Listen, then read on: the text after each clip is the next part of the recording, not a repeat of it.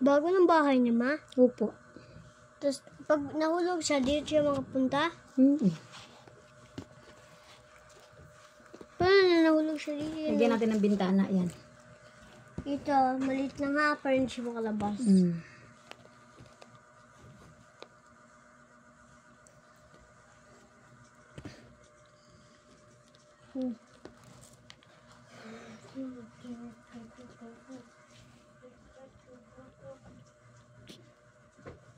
Hello, cutie pie. Hello, cutie pie.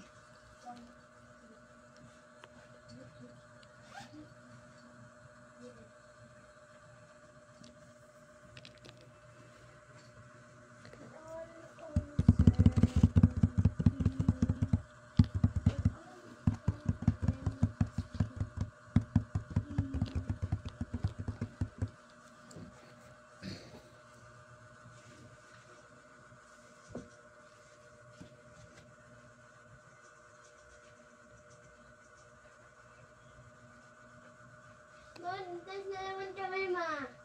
Saan? Buntis na naman kami. Tama. Wow. Patingin nga dito. Patingin dito. Lagay mo yung bag mo dito. Buntis na naman kami. Buntis na naman kami, ano? Oh, very good.